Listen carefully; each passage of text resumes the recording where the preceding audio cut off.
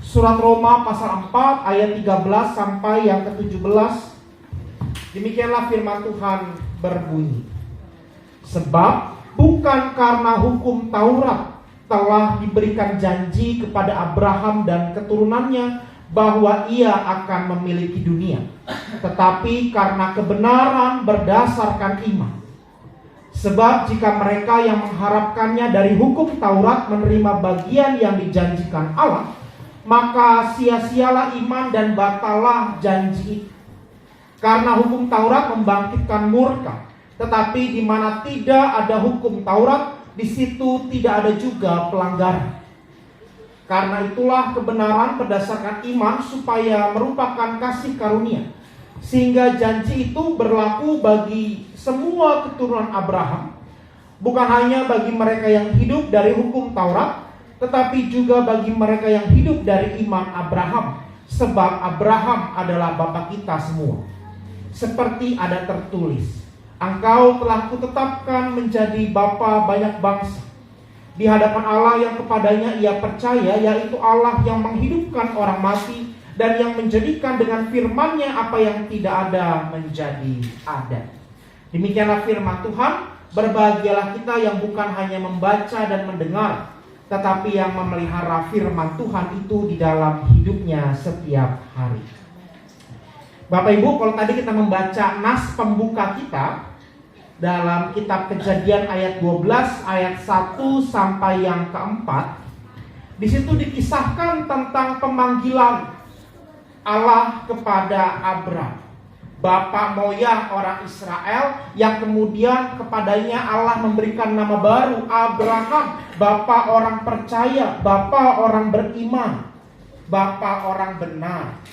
Dan di dalam surat Roma yang tadi kita baca, lagi-lagi Paulus mengutip sosok Abraham itu. Dikatakan demikian di ayat yang ke-13. Bukan karena hukum Taurat telah diberikan janji kepada Abraham, tetapi lihatlah bagian akhir dari ayat ke-13. Karena imannya, karena kebenaran berdasarkan iman. Bukan karena hukum Taurat, tetapi karena iman. Nah, kita akan belajar melihat bagaimana iman itulah yang harusnya kita miliki di dalam menjalani kehidupan ini. Dan iman itu tidak sama dengan, kalau dalam bahasanya Paulus di surat Roma ini, tidak sama dengan melakukan hukum Taurat, melakukan kewajiban agama. Banyak orang berpuas diri, bangga ketika bisa melakukan kewajiban agamanya dan berhenti di situ. Sehingga iman itu tidak dinyatakan karena ia berpikir bahwa berbicara soal iman, soal agama begitu, urusannya cuma di gereja, urusannya cuma di pelayanan, urusannya terkait dengan melayani orang doang di gereja. Tapi kalau kita melihat nasihat Paulus kepada jemaat di Roma, bukan karena melakukan kewajiban agama, bukan karena melakukan hukum Taurat, tetapi karena iman. Ayat ke-14, sebab jika mereka mengharapkannya dari hukum Taurat, maka sia-sialah iman dan batalah janji itu. Kalau kita mengharapkan kebaikan, mujizat, masuk surga hanya karena melakukan kewajiban agama, maka iman gak ada artinya, Bapak Ibu. Apa gunanya beriman kalau saudara cuma cukup berbuat baik, bukan? Apa bedanya dengan saudara-saudara kita? Melakukan kebaikan, dapat pahala, masuk surga. Gak peduli kehidupannya seburuk apa atau sekurang bagus apapun, selama di akhir hidupnya dia melakukan kebaikan, maka dia bisa masuk surga karena pahalanya. Nah, Paulus bertanya kepada jemaat di Roma, kalau begitu apa gunanya iman? Apa gunanya pengorbanan Yesus? Kalau kamu berpikir hanya karena melakukan tugas agama, kewajiban agama, kamu masuk surga, kamu mendapat mujizat, kamu mendapat berkat, apa gunanya iman? Kalau begitu orang kan gak perlu capek-capek mendalami imannya, ikut CD, ikut baptisan, ikut persiapan pernikahan dan lain sebagainya. Gak perlu dong.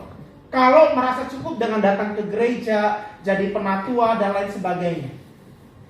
Nah, di sini Paulus kemudian mau menasihati jemaat di Roma dan juga kepada kita saat ini, bahwa iman itu adalah sebuah perjuangan, Bapak Ibu. Sebagaimana Paulus mengatakan kepada jemaat di Filipi, kerjakanlah keselamatanmu dengan takut dan gentar. Jadi iman itu bukan kata kerja pasif, tapi kata kerja aktif. Maksudnya apa? Maksudnya iman membutuhkan upaya serius dari dalam diri kita untuk melakukan, mendengarkan, mengikuti apa yang Tuhan inginkan dan yang Tuhan mau. Lihatlah Abraham, kalau tadi kita melihat kembali Kejadian 12, Bapak Ibu. Dan nanti dalam kisah-kisah selanjutnya, bagaimana Abraham itu diminta Tuhan pergi ke negeri asing. Ada yang mau, Bapak Ibu? Pergi ke sebuah tempat yang Bapak Ibu gak pernah tahu, begitu? Atau misalnya pemerintah, kalau nggak salah mulai tahun ini sampai tahun 2024 gitu ya, akan memfasilitasi mereka yang mau pindah ke IKN. Ada yang tertarik, Bapak Ibu, dan semangat mau ikut? Jarang, atau sedikit mungkin kali ya yang tertarik. Kenapa? Karena kita nggak tahu kondisi di sana seperti apa, tanahnya subur atau tidak.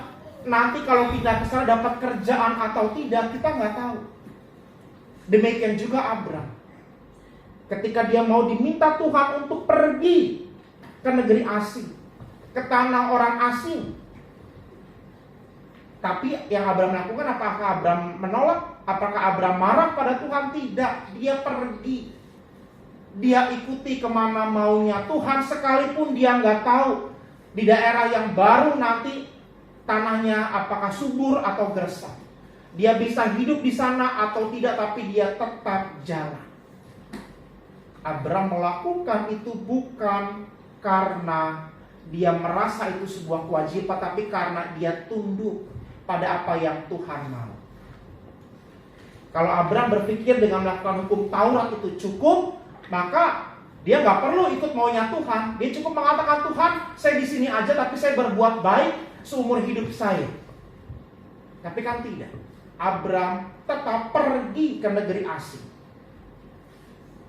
Dibimbing oleh Tuhan, diarahkan oleh Tuhan sesuai dengan apa yang Tuhan mau.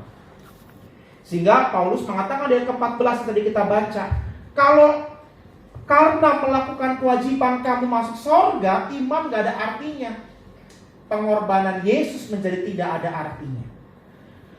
Karena itulah kebenaran ayat ke-16, karena itulah kebenaran berdasarkan iman supaya merupakan kasih karunia, sehingga janji itu berlaku bagi semua keturunan Abraham, bukan hanya bagi mereka yang hidup dari hukum Taurat, tetapi juga bagi mereka yang hidup dari iman Abraham. Sebab Abraham adalah bapa kita. Karena itulah kebenaran berdasarkan iman, supaya kasih karunia sederhananya menjadi nyata bagi kita semua. Artinya Bapak Ibu, bahwa kasih karunia Tuhan, kebaikan-kebaikan Tuhan itu dinyatakan dalam kehidupan kita, bukan karena asas timbal balik. Maksudnya begini, seringkali kita kan berpikir, Bapak Ibu ya, Tuhan, saya kasih kolektor segini, nanti Tuhan balikin saya kira-kira harus sama ya Tuhan. Atau enggak, Tuhan, saya kan sudah pelayanan di gereja, maka nanti Tuhan berkati saya ya dalam kehidupan saya. Jadi Paulus ingin mengatakan bukan seperti itu cara beriman. Kalau kamu beriman, gitu ya, maka kasih karunia itu ada dalam hidupmu bukan karena sifatnya transaksional. Karena Anda melayani, Anda diberkati, bukan. Tapi kita mengimani bahwa Allah itu pasti memberi yang terbaik. Dan dikatakan oleh Abraham itu adalah sebuah kebenaran. Kebenarannya apa? Nah, Paulus melihat pada sosok Abraham bagaimana dia dipilih Tuhan ke negeri yang ia tidak tahu, tapi di situ Tuhan mengubah hidupnya, bahkan dia disebut sebagai bapa bagi semua orang percaya. Prosesnya Abraham gak pernah tahu karena dia hanya manusia biasa. Tapi karena iman, dia pergi, hidupnya diubah, Bahkan dia menjadi bapa orang percaya, bapa orang beriman. Demikian dalam hidup kita. Saudara nggak pernah tahu sebulan ke depan seperti apa, tahun 2023 akan seperti apa. Tapi jalani dalam ketaatan, jalani dalam kesetiaan, maka apapun yang terjadi di dalam hidupmu akan Tuhan pakai untuk memberkati engkau. Hasilnya apa? Saudara nggak perlu tahu. Nah, di situ juga Abraham mengalami bagaimana ia kemudian nggak punya anak kan dalam waktu yang lama bersama dengan Sarah, sehingga dia menikahi Hagar, Siti Hajar kalau tetangga kita bilangnya. Itu kan pergumulan. Abraham komplain nggak? Dia terima apa yang Tuhan berikan, apa yang akan Tuhan nyatakan. Tanpa harus marah, hitung-hitungan sama Tuhan. Tuhan, saya kan udah ikutin maumu, saya pergi ke negeri asing, masa saya nggak dikasih keturunan? Abraham berhak marah. Abraham boleh marah. Abraham boleh hitung-hitungan sama Tuhan. Tapi dia memilih tidak melakukan itu. Karena itulah sikap imannya. Sehingga dalam kesulitan, kesusahan hidup yang ia alami, pada akhirnya karena kesetiaannya, karena ketaatannya, Tuhan akhirnya memberkati dia. Bahkan dari yang susah punya anak, menjadi bapa leluhurnya bangsa Israel. Dan dia menjadi bapa orang beriman, yang kepadanya Paulus mengajak jemaat di Roma pada saat itu dan juga kepada kita untuk belajar. Hidup kita pasti punya pergumulan, punya permasalahan, punya kesulitan banget. Sebulan, 2 bulan, setahun, 2 tahun kita nggak pernah tahu jalan hidup kita seperti apa dan bagaimana. Tapi yang kita tahu bahwa kita mengimani Tuhan yang benar, dan iman kita, kalau kata Paulus, didasarkan pada kebenaran. Dan kebenaran itu didasarkan juga karena iman. Jadi iman berdasarkan fakta kebenaran, bahwa banyak orang percaya, para nabi sebelum kita, orang-orang percaya sebelum kita, bagaimana hidupnya diubahkan oleh Tuhan menjadi berkat. Dan kebenaran berdasarkan iman. Artinya kita percaya Tuhan memberkati kita, bukan? Bukankah perjanjian baru Matius itu dimulai dengan sebuah pernyataan malaikat kepada Yusuf yang mengatakan anak itu akan disebut sebagai Immanuel, artinya Allah menyertai kita. Itu kan pembukaan perjanjian baru kan Bapak Ibu, di Matius kan? Matius pasal 1 mengatakan itu. Berarti iman kita, iman orang yang percaya kepada Kristus, meyakini bahwa Allah menyertai kita. Dan itu sebuah kebenaran. Oleh karena itu iman kita berdiri di atas sebuah kebenaran, keyakinan, dan pernyataan bahwa Allah tetap menyertai saudara dan saya. Lalu kemudian apa yang harus kita lakukan? Kalau kita melanjutkan dalam bacaan kita ayat 17, seperti ada tertulis, engkau telah kutetapkan menjadi bapa banyak bangsa di hadapan Allah yang kepadanya ia percaya, yaitu Allah yang menghidupkan orang mati dan menjadikan dengan firman-Nya apa yang tidak ada menjadi ada. Perhatikan di ayat yang ke-17 ini dikatakan, dia menjadikan dengan firman-Nya dari yang tidak ada menjadi ada. Kalau dengan firman Allah bisa menghidupkan, Allah bisa menciptakan, maka dengan firman pula harusnya saudara dan saya, kita menyandarkan seluruh kehidupan kita. Firman Allah aja berkuasa menghidupkan, mematikan, menciptakan dan membinasakan. Apalagi kita manusia, harusnya kita di dalam kehidupan kita menyandarkan seluruh hidup kita pada firman yang berkuasa. Dan firman Tuhan yang paling sederhana yang kita miliki adalah Alkitab ini. Nah, di masa-masa minggu sengsara ini, Bapak Ibu, minggu Pasion, minggu Prapaskah yang kedua ini, kita diajak untuk melatih diri kita seberapa kita setia untuk bersandar pada firman-Nya selalu.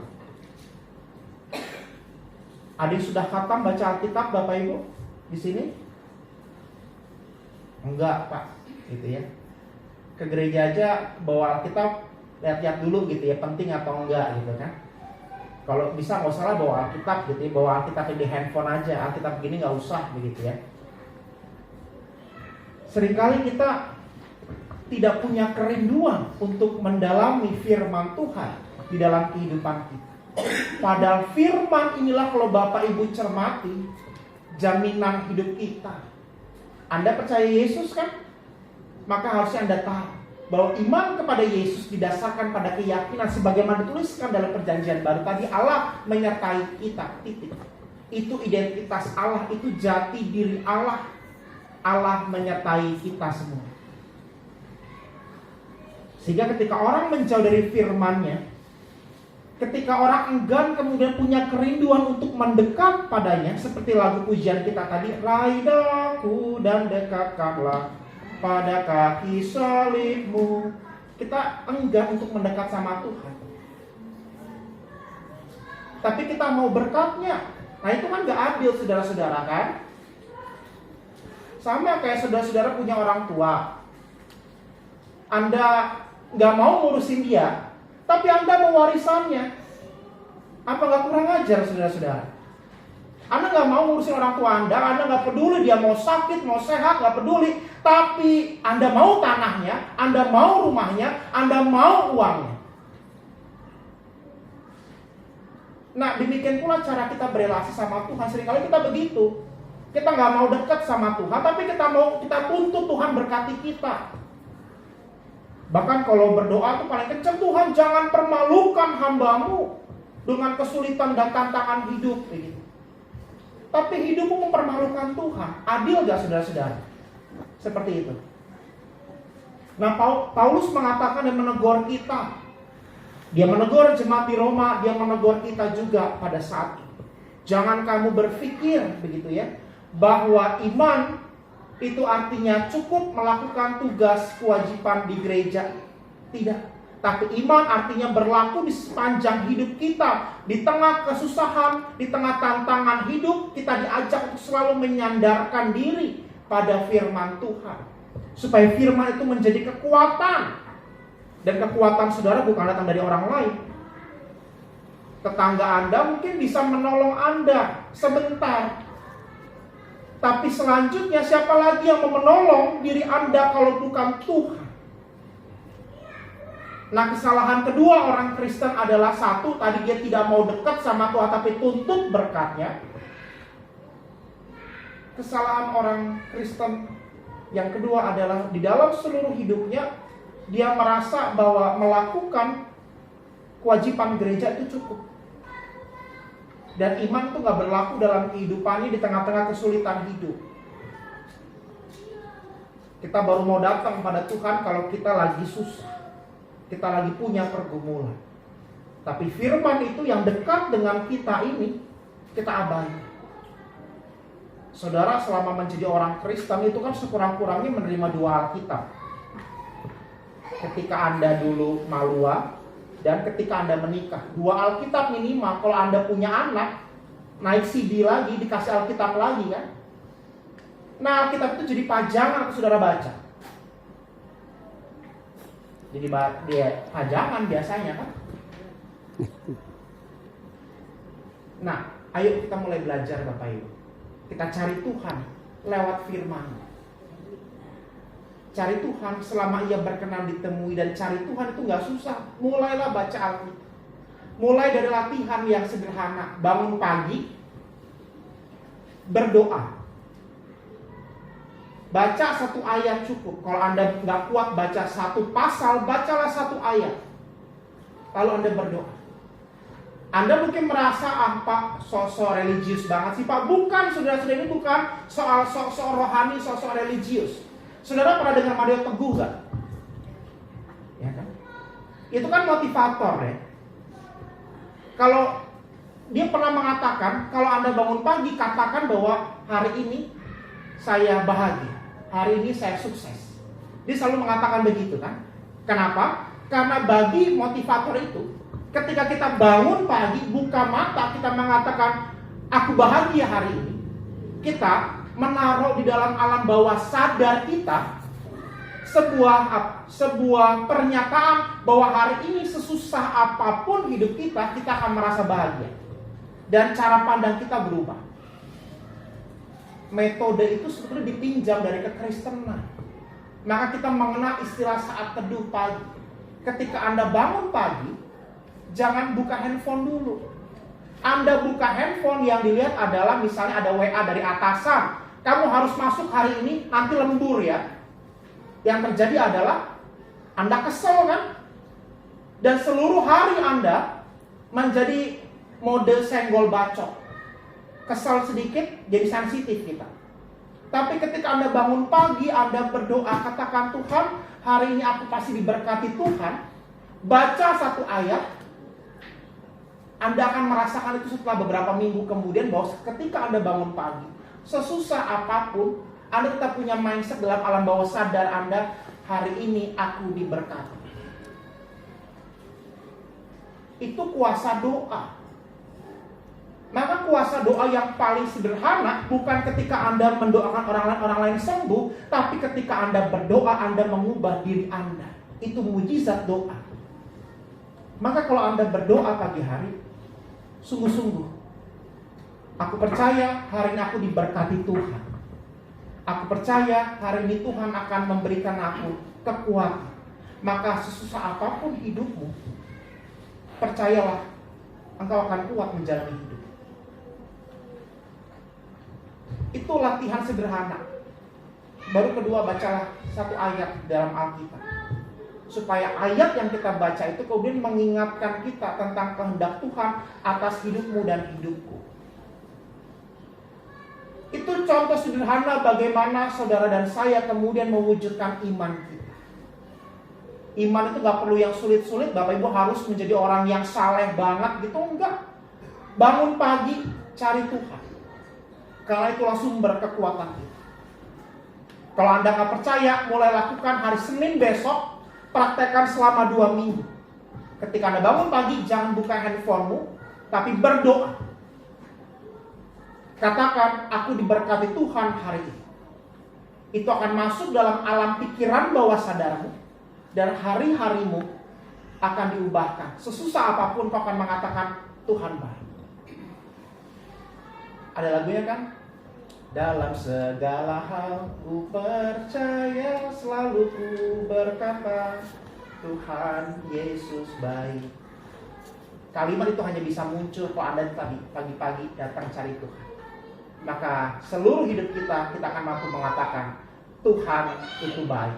Abraham pun juga pasti dia pernah mengatakan, Allah itu baik. Sekalipun dalam satu titik hidupku, aku pernah kesulitan punya anak, aku pernah pergi ke sebuah negeri yang tak pernah ku tahu, tapi aku mampu berkata, Allah itu baik. Maka biarlah iman Abraham itu juga menjadi iman saudara-saudara semua di gereja Rawa Batu ini. Tuhan memberkati kita.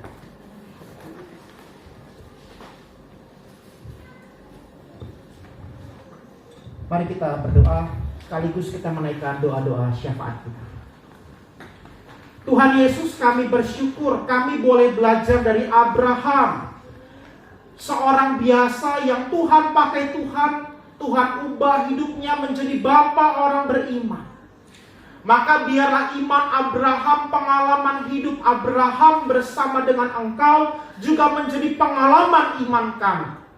Kami tidak tahu hari esok seperti apa, tetapi kami punya iman yang didasarkan pada kebenaran, pada fakta bahwa Allah selalu menyertai kami, menolong kami, memimpin seluruh hidup kami. Sebagaimana Abraham Tuhan ubahkan hidupnya, maka kami percaya Tuhan juga mampu mengubah hidup kami, melewati segala pergumulan hidup yang kami rasakan, yang kami harus hadapi. Pada akhirnya Tuhan akan membuat kami indah, sebagaimana Engkau membuat Abraham indah di akhir hidupnya. Biarlah itu menjadi iman kami ya Allah. Dan tolong kami untuk menjadi pelaku firman di sepanjang hidup kami. Karena kami tahu Tuhan, Engkaulah sumber kekuatan dan pertolongan kami. Firman-Mu berkuasa menghidupkan, membinasakan, membentuk dan menghancurkan. Maka biarlah firman itu juga yang selalu menjadi sandaran bagi hidup kami. Meteraikan firman di dalam setiap jemaat-Mu. Hamba berdoa Tuhan, biarlah jemaat-Mu di tempat ini menjadi orang-orang Kristen yang setia, yang memiliki iman yang tangguh, bukan datang ke gereja hanya kewajiban, tapi ke gereja karena kerinduan mencari Tuhan. Maka biarlah Tuhan yang memberkati jemaat-Mu di tempat ini. Kami berdoa Tuhan untuk jemaat-jemaat-Mu di tempat ini, mereka yang ada di ruangan ini, mereka yang sedang bergumul di dalam kehidupan mereka, mereka yang bergumul dengan situasi pekerjaan, mereka yang bergumul dengan kondisi finansial yang sedang memburuk, mereka yang bergumul dengan kesehatan, mereka yang bergumul dengan relasi yang rusak dengan suami istri, dengan anak, mertua, menantu, dengan siapapun orang-orang di sekitar mereka, mereka yang bergumul dengan beratnya kehidupan ini. Hamba membawa mereka semua di hadapan-Mu ya Allah. Berkati mereka, kuatkan mereka dengan kuasa-Mu, sehingga mereka mampu melewati setiap pergumulan hidup mereka dengan kekuatan daripada-Mu. Jangan tinggalkan anak-anak-Mu ini ya Bapa. Biarlah mereka boleh terus melihat dan mengarahkan pandangan mereka hanya kepada-Mu, sumber pertolongan dan kehidupan kami. Maka biarlah umat-Mu di tempat ini, ketika mereka pulang, mereka diberkati dengan mujizat-Mu ya Bapa. Mereka diberkati dengan segala kebaikan dari sorga, sehingga sesulit apapun hidup mereka, mereka boleh tetap mengatakan dengan mulut dan imannya, Tuhan Yesus baik.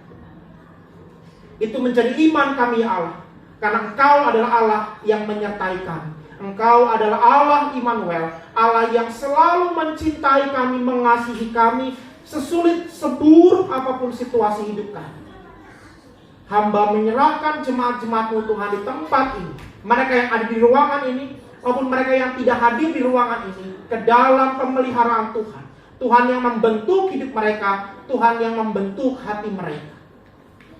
Kami juga berdoa Tuhan bagi para pelayan jemaat-Mu, terkhusus para penatua, guru-guru sekolah minggu, aktivis-aktivis gereja di tempat ini. Berkati mereka, berikan mereka kerendahan hati, berikan mereka sukacita di dalam melayani Tuhan melalui gereja-Mu di tempat ini. Sehingga setiap pelayan jemaat-Mu boleh sungguh-sungguh di dalam melayani Tuhan, melayani dengan takut dan gentar, karena Tuhanlah yang patut dihormati dan dimuliakan. Ajarkan kami untuk melayani dengan tidak sembarangan, dengan tidak sembrono, tapi sungguh-sungguh melayani Tuhan di dalam ketaatan dan kerendahan hati. Demikian pula kami berdoa bagi gembala jemaat-Mu di tempat ini, Pendeta Lasmian Nainggolan, bersama dengan Papa Dede, dengan Mazmur dan Nina. Tuhan berkati keluarga ini. Biarlah keluarga ini menjadi teladan, menjadi berkat bagi jemaat. Terkhusus Ibu Pendeta Lasmian di tengah-tengah pelayanannya, beri kepadanya kesehatan Tuhan. Jauhkan daripadanya segala malapetaka dan rancangan jahat. Yang baik Tuhan tambahkan di dalam hidupnya. Pelayanannya penuh dengan kuasa, pelayanannya penuh dengan berkat. Sehingga setiap pelayanannya dimanapun Engkau mengutus dia, banyak jiwa boleh dimenangkan karena pelayanannya. Dan pelayanannya sungguh-sungguh memberkati mereka yang kekurangan, mereka yang sakit, mereka yang lemah, mereka yang tersisih. Demikian juga Papa Dede, Tuhan berkati di dalam pekerjaan, di dalam kesehatannya. Jauhkan dari segala yang jahat, yang terbaik selalu Tuhan berikan dalam hidupnya. Mazmur dan Nina di tengah-tengah masa muda mereka, juga Tuhan berkati dengan hikmat dari sorga, sehingga mereka boleh terus mempersembahkan yang terbaik bagi nama Tuhan melalui setiap karya pelayanannya. Segala cita-citanya, segala kerinduannya di masa mendatang, Tuhan yang memberkati Mazmur dan Nina. Kami menyerahkan bangsa dan negara kami, bersyukur Tuhan untuk situasi bangsa kami yang boleh membaik, di mana pandemi COVID telah berakhir menjadi endemi. Dan biarlah Tuhan yang terus memulihkan bangsa ini secara ekonomi, secara sosial, secara politik. Biarlah bangsa kami boleh terus maju sesuai dengan apa yang Tuhan mau dan Tuhan kehendaki. Beri hikmat bagi para pemimpin kami di pusat sampai ke daerah. Biarlah mereka boleh melaksanakan tugas tanggung jawab politik mereka juga dengan benar, dengan takut akan Tuhan. Ya Kristus, inilah doa kami. Dengarkanlah doa kami. Tetapi di atas semuanya itu, jangan kehendak kami yang jadi, melainkan biarlah hanya kehendak Tuhan saja yang jadi dalam hidup kami. Di dalam nama-Mu kami sudah berdoa dan bersyukur. Amin. Bapak Ibu, mari kita